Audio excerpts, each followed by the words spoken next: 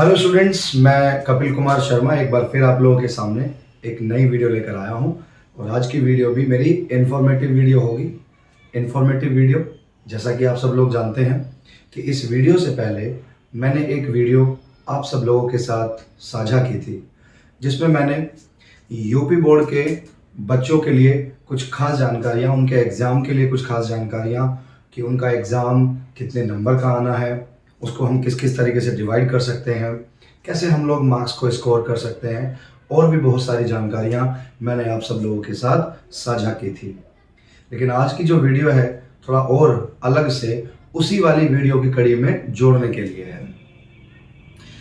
जैसा कि मैंने इससे पहले वाली वीडियो में बताया है कि इस बार यूपी बोर्ड का जो एग्ज़ाम है वो कुछ अलग पैटर्न से होने जा रहा है। 2023 का उत्तर प्रदेश का जो बोर्ड एग्ज़ाम है उसका पैटर्न बाकी साल के मुकाबले कुछ चेंज हो गया है।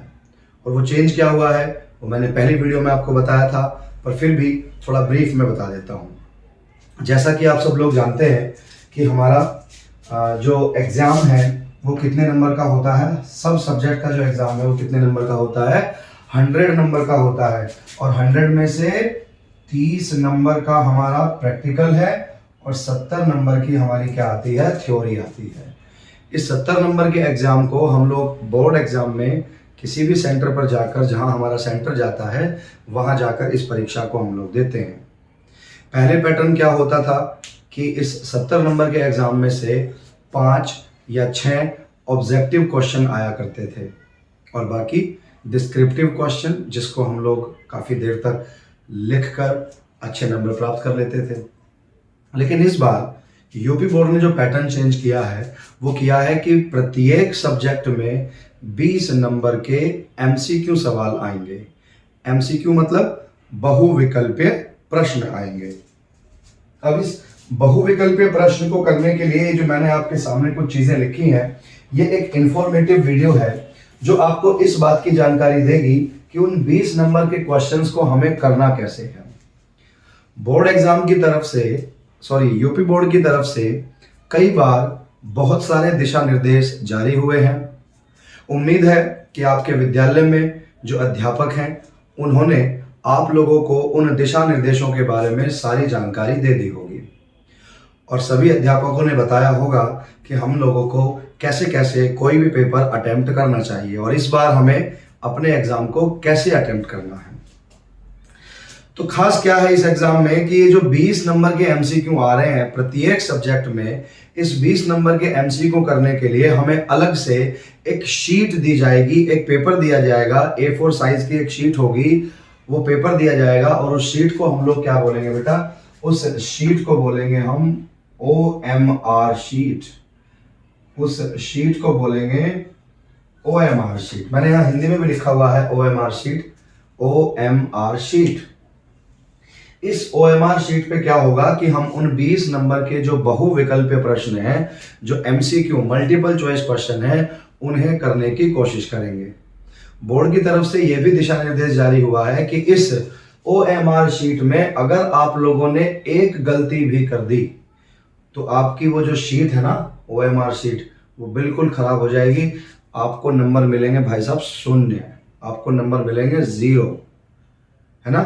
तो OMR शीट को हम लोग कैसे भरेंगे, थोड़ी सी जानकारी बस मेरे द्वारा आज की वीडियो में देने की कोशिश की जाएगी। देखिए, जितने भी विद्यालय हैं, सब विद्यालय आप लोगों को अच्छी अच्छी जानकारियां दे रहे हैं। सब्जेक्ट का सिलेबस भी सब विद्यालयों ने खत्म कर दिया है और बोर्ड के दिशा निर्देशों के अनुसार सभी विद्यालयों ने अपने हाफ ईयरली परीक्षा और प्री बोर्ड परीक्षा में OMR शीट का प्रयोग कराया है और आपको बताया है कि OMR शीट को हम लोग कैसे भरते हैं। परंतु बोर्ड की तरफ से एक OMR शीट का एक डेमो, है ना, एक एग्जाम्पल के तौर पर एक शीट बनाकर भेजी है कि भाई बच्चों को पता लग जाए कि बोर्ड में जो OMR शीट आने वाली है वो कैसे आने वाली है और उसको हमें भरना कैसे कैसे है। तो देखिएगा, थोड़ा ध्यान दीजिएगा बेटा कि OMR शीट तो खैर A4 साइज की है, लेकिन उसमें जो पॉइंट्स हैं उन पॉइंट्स को हम लोग कैसे कैसे भरेंगे वो मैं आपको यहां बताने की कोशिश करूंगा। तो देखिए, OMR शीट के सबसे ऊपर आपको ये लिखा तो कंफर्म मिलेगा, board of high school and intermediate education Uttar Pradesh, ये सबसे ऊपर की तरफ लिखा हुआ मिलेगा। इसके बिल्कुल साइड में OMR क्रम संख्या मिलेगी। ये OMR क्रम संख्या में आपको कुछ नहीं करना है, कुछ इस तरीके का नंबर 6 या 7 8 अंकों का कोई नंबर उस OMR शीट पर ब्लैक इंक से प्रिंट होगा।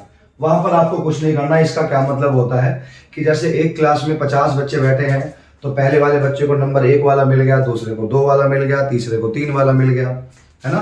कितने बच्चे परीक्षार्थी या कितने परीक्षार्थी एग्जाम में हिस्सा ले रहे हैं उनके हिसाब से इन OMR शीट को कुछ क्रम नंबर दिए गए हैं, कुछ संख्या दी गई है।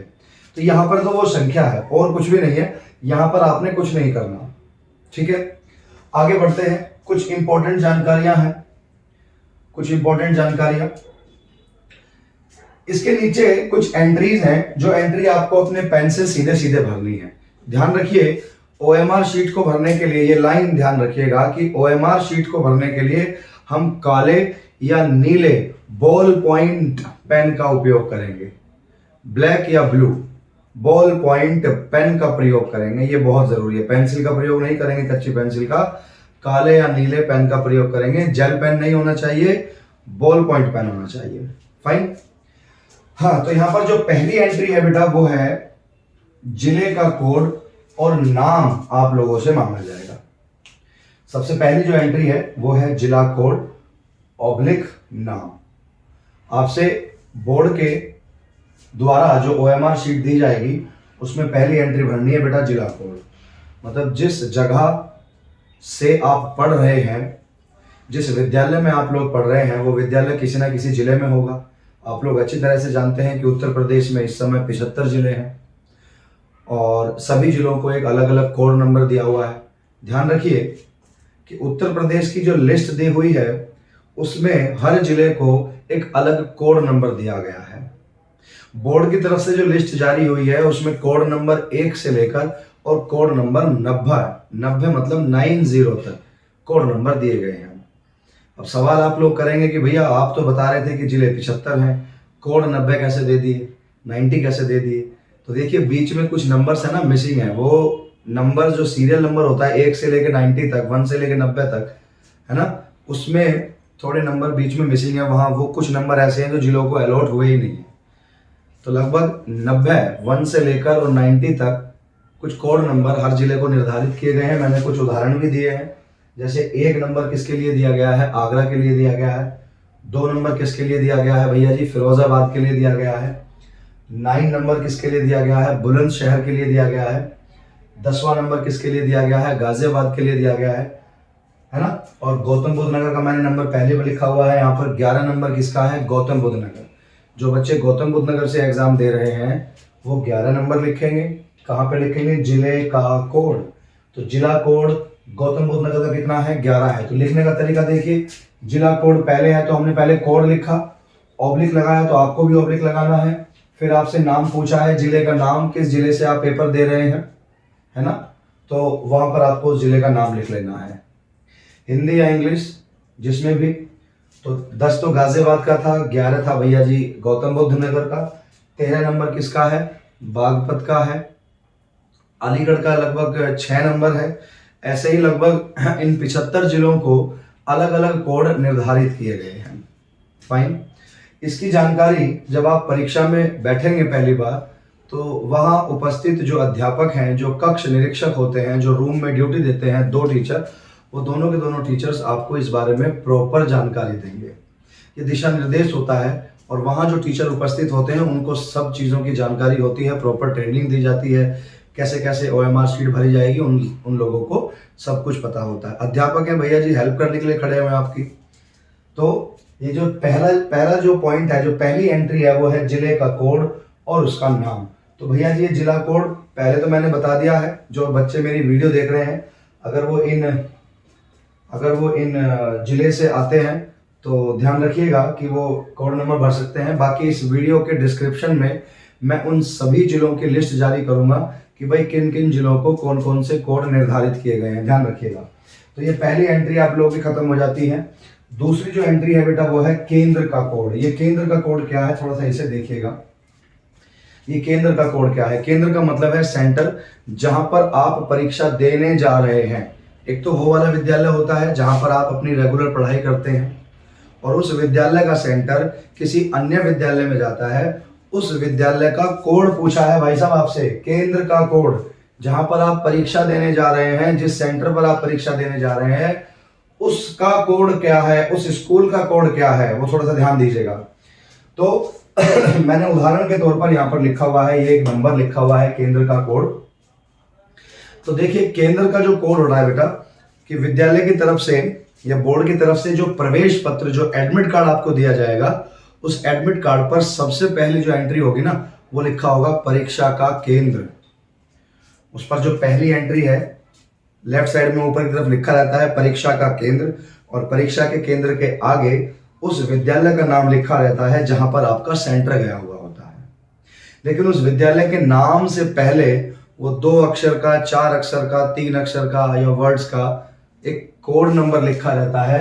वही कोड आपको यहां भरना है। आपका जो प्रवेश पत्र आएगा, उस प्रवेश पत्र में जो पहली एंट्री होगी सबसे ऊपर, नाम से भी ऊपर, आपका नाम, पिता का नाम, माता का नाम, इनसे भी ऊपर 2 एंट्री है भैया जी, है ना। एक तो उस स्कूल का नाम होता है जहां से आपने फॉर्म भरा है, जहां पर आप पढ़ रहे हैं, एक तो उस स्कूल का नाम होता है। लेकिन सबसे पहले जो एंट्री होती है वो होती है परीक्षा केंद्र का नाम। तो परीक्षा केंद्र का नाम होगा और उस नाम से पहले 3, 4, 2 जितने भी अक्षर का कोई कोड नंबर होगा, वो कोड नंबर आपको यहाँ अंकों में भरना होगा, ये ध्यान रखिएगा।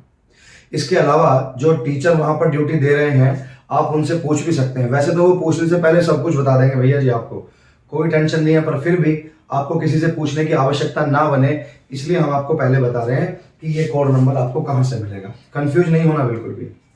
ठीक है बेटा, 2 एंट्री कंप्लीट हो जाती है। हमारी जो तीसरी एंट्री आती है वो आती है बेटा अनुक्रमांक। ये मैं बात किसकी कर रहा हूं? ये मैं बात कर रहा हूं बेटा OMR शीट की। यही सेम टू सेम जो एंट्री है ना, यही सेम टू सेम एंट्री आपको एग्जामिनेशन की जो आंसर शीट है, एग्जामिनेशन की जो आंसर शीट है, उसमें भी आपको फिल करनी है। कभी भी ध्यान रखिएगा, बोर्ड एग्जाम की जो आंसर शीट होती है उसमें बच्चे का नाम नहीं पूछा जाता, ना ही आपको उस पर अपना नाम लिखना है, ना ही उस पर पिता का नाम लिखना है ना। Name, father name, mother name, ऐसी कोई भी एंट्री नहीं लिखनी है। उसमें केवल आपको एक साधारण सा रोल नंबर पूछा जाएगा। वो वाला रोल नंबर को ही हम लोग हिंदी में अनुक्रमांक कहते हैं। तो वो वाला रोल नंबर जो बोर्ड की तरफ से आपको निर्धारित होता है, क्लास का रोल नंबर नहीं भरना, जो रोल नंबर बोर्ड की तरफ से आपको दिया जाता है, और वो रोल नंबर, वो अनुक्रमांक उस प्रवेश पत्र पर, प्रवेश पत्र जो आपको बोर्ड की तरफ से दिया जाता है, अर्थात विद्यालय के द्वारा दिया जाता है, उस प्रवेश पत्र पर वो रोल नंबर लिखा रहता है। तो रोल नंबर के बारे में बताता हूं कि 2023 की जो परीक्षा है, 2023 की जो परीक्षा है बेटा, उसमें जो रोल नंबर निर्धारित किया गया है वो 10 अंकों का निर्धारित किया गया है ना। 10 अंकों का जो है रोल नंबर निर्धारित किया गया है। तो यहां पर मैंने एक डेमो के लिए रोल नंबर लिख दिया है, जैसे 1 से लेकर 0 तक है, तो 10 अंक है, 10 अंक है ये, 10 अंकों का रोल नंबर। वो रोल नंबर आपको याद रखना है, क्योंकि वही आपकी पहचान है। यूपी बोर्ड में परीक्षा अगर आप देने जा रहे हैं तो आपकी नाम, वहां पर आपकी पहचान आपका नाम नहीं है, वहां पर आपकी पहचान है आपका रोल नंबर, है ना। जब आप लोग अपना रिजल्ट देखेंगे, फर्स्ट डिवीजन आएगी भाई साहब, बहुत अच्छे नंबर प्राप्त होंगे आपको, तो वो कैसे देखेंगे? इंटरनेट पर, वो आपकी पहचान होगी आपका रोल नंबर। तो तीसरी एंट्री होगी आपकी अनुक्रमांक की। ध्यान दीजिएगा, OMR शीट में सबसे ऊपर आपको यही एंट्री भरनी है सबसे पहले, ध्यान रखेंगे, और कुछ भी नहीं है। उसके बाद है भैया जी विषय का कोड। विषय का कोड, विषय कोड क्या है बेटा? 901 लिखा हुआ है यहां पर, और हिंदी का है। ध्यान दीजिएगा थोड़ा सा, मैं इसको यहां से एक बार मिटा देता हूं, तो उम्मीद करूंगा कि आपको ये सब चीजें समझ में आ जाएंगी। ध्यान दीजिएगा बेटा, ये विषय का कोड ऑब्लिक नाम, ये विषय का कोड क्या है? देखिए, आपको जो बोर्ड की तरफ से प्रवेश पत्र मिलेगा, अनुक्रमांक वाला रोल नंबर मिलेगा, एडमिट कार्ड मिलेगा, उसमें ये सब चीजों की एंट्री तो पहले से भरी होगी कि परीक्षा केंद्र क्या है, विद्यालय क्या है, आपका नाम, पापा मम्मी का नाम, है ना, और भी कई एंट्री है, रोल नंबर भी लिखा हुआ है। और सबसे नीचे की तरफ क्या होता है बेटा? उसमें कि विषय लिखे रहते हैं, Hindi, English, math, science, SST, ये सब विषय लिखे रहते हैं और इन विषय से पहले कोड नंबर लिखे रहते हैं। ध्यान दीजिएगा, हिंदी का जो कोड नंबर है वो क्या है बेटा, 901 है। फिर भी मैं सभी के बारे में थोड़ा थोड़ा सा लिख देता हूँ। 901 कोड नंबर जो है वो दिया गया हिंदी को, 917 जो कोड नंबर है वो बेटा दिया गया है इंग्लिश को, 928 कोड नंबर जो दिया गया है वो दिया गया है मैथमेटिक्स को, मैथ्स को दिया गया है।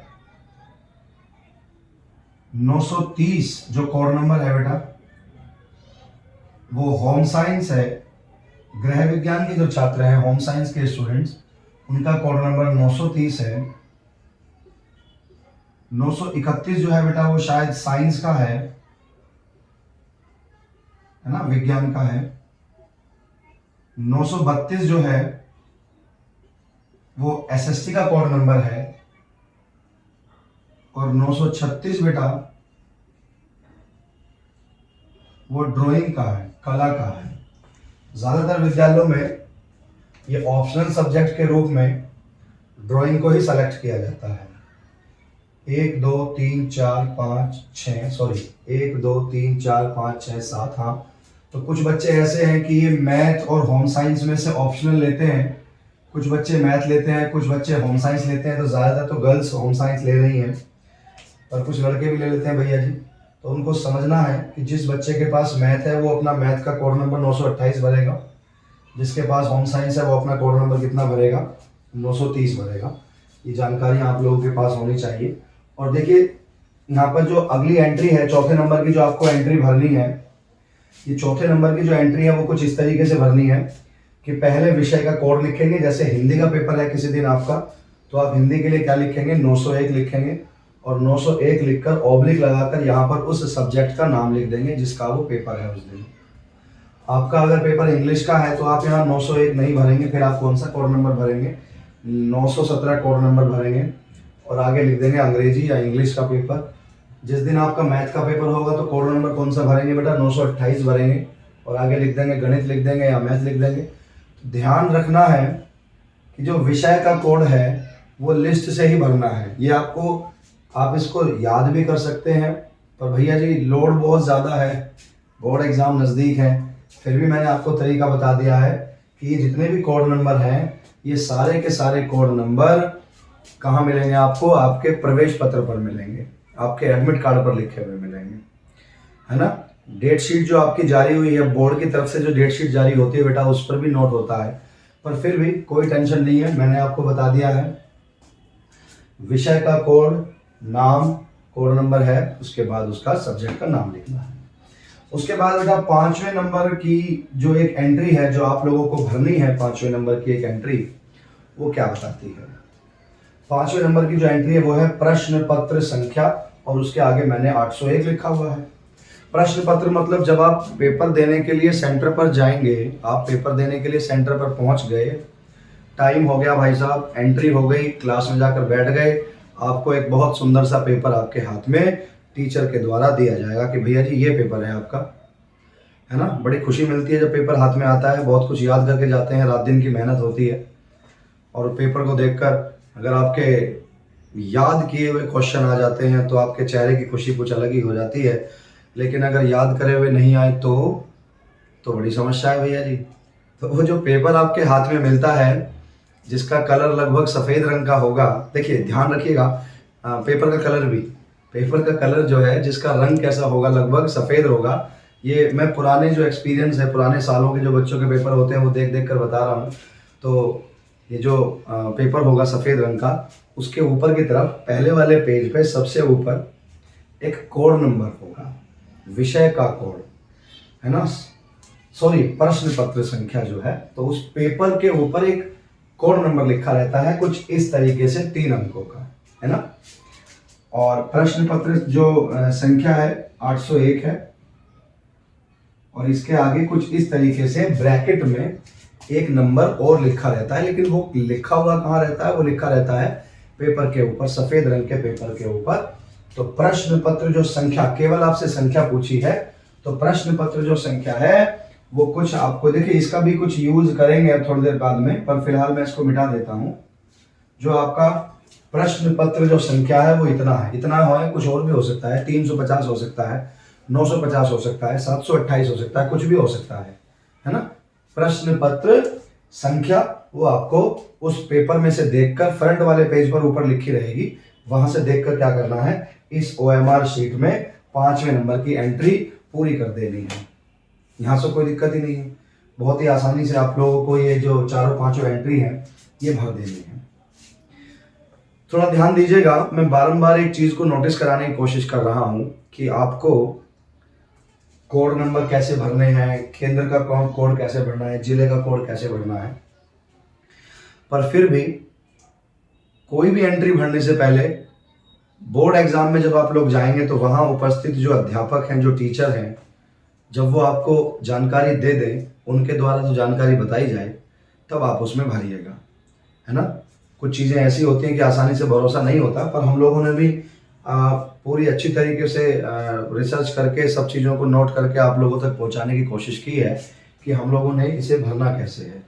पर फिर भी अपनी संतुष्टि के लिए एक बार अध्यापक से पूछ सकते हैं। पहली बात तो अध्यापक खुद ही बता देंगे पेपर शुरू होने से पहले, पेपर मिलने से पहले ही एंट्री तो हम लोगों को पहले ही भर लेनी होती है, थोड़ा ध्यान दीजिएगा।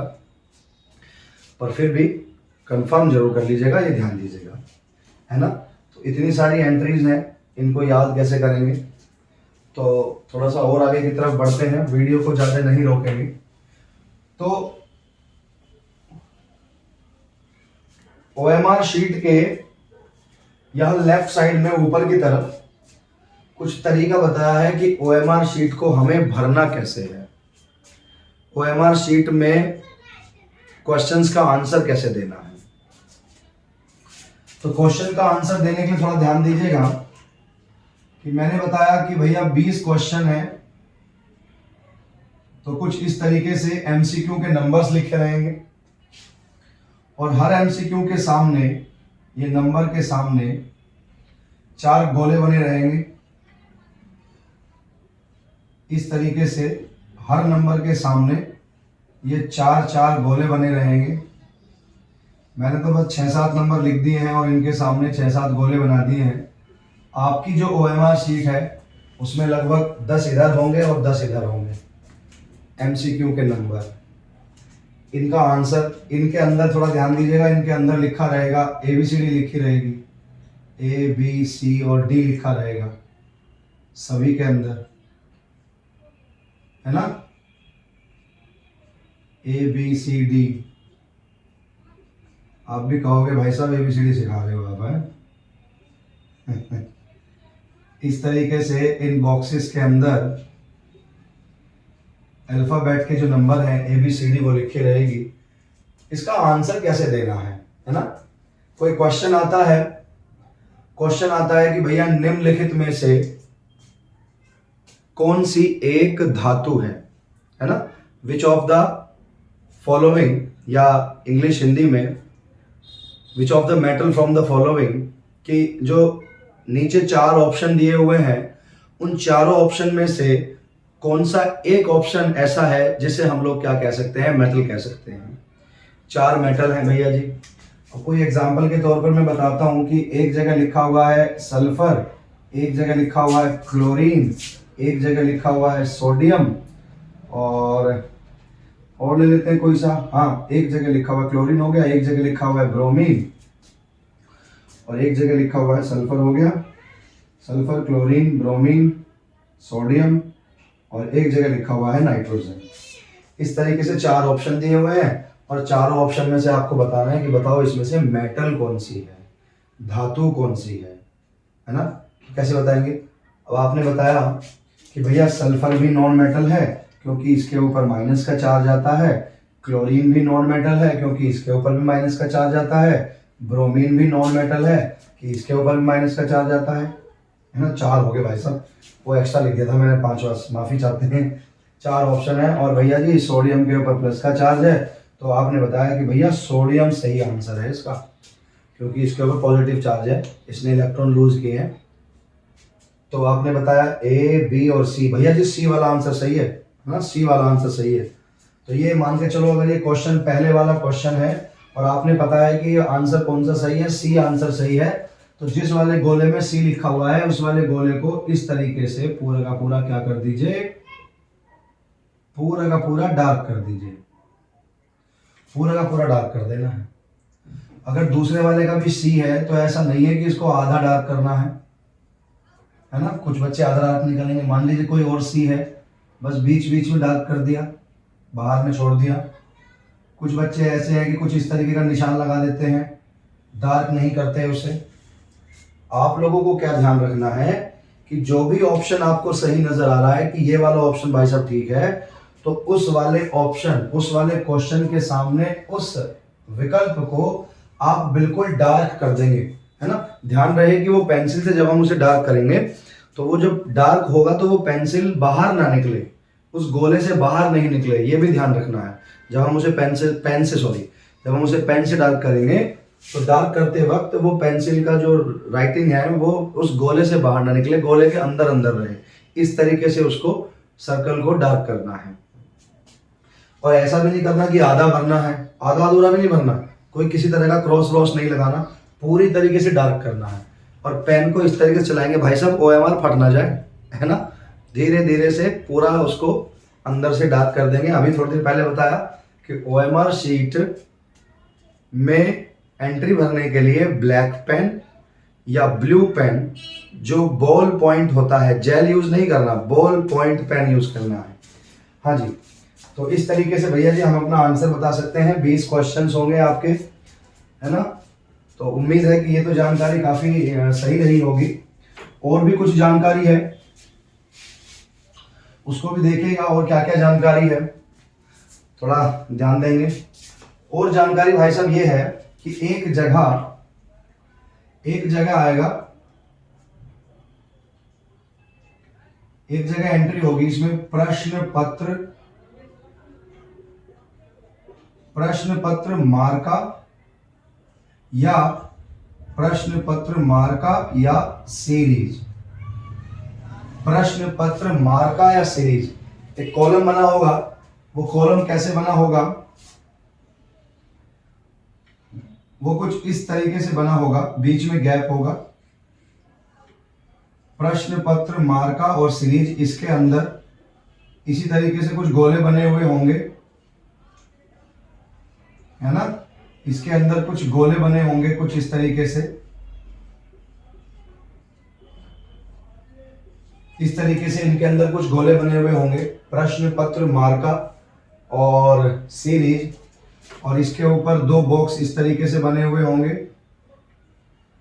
तो प्रश्न पत्र मैंने अभी थोड़ी देर पहले क्या बताया था कि जो प्रश्न पत्र की संख्या है 801, इसके सामने ब्रैकेट में ए और बी या ए और जेड या जेड और एक्स अल्फाबेट से बना हुआ 2 शब्दों का कोई एक समूह होगा, एक ग्रुप होगा, एक शब्द बना होगा, 2 अक्षरों का बना हुआ एक शब्द, ए बी, बी एक्स, कुछ भी हो सकता है। तो मान के चलो अगर ए और बी है तो इस पहले वाले बॉक्स में हम ए लिखेंगे और दूसरे वाले बॉक्स में क्या लिखेंगे, बी लिखेंगे।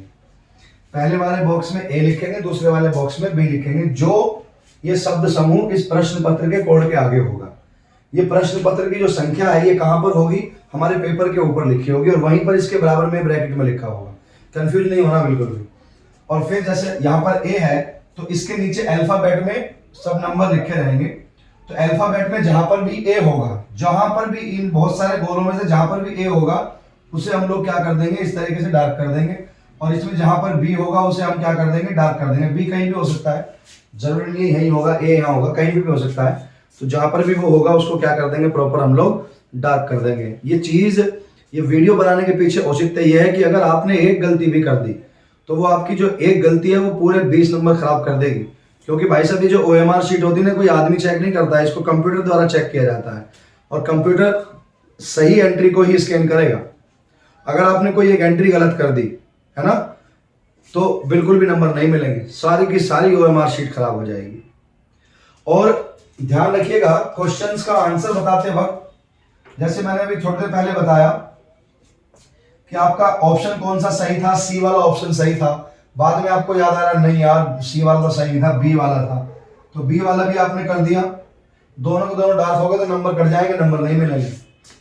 और ध्यान रखिएगा ओएमआर शीट पर ना तो फ्लूइड लगाना है, किसी चीज से उसको घिसना नहीं है। ओवर राइटिंग, किसी चीज के ऊपर कुछ लिख दिया, बिल्कुल ही बर्दाश्त नहीं है भाई साहब। कंप्यूटर बिल्कुल चेक नहीं करेगा, सभी स्टूडेंट इस बात का ध्यान रखेंगे, कंप्यूटर बिल्कुल चेक नहीं करेगा। एक जरा सी गलती भी आपके 20 नंबर खत्म कर सकती है।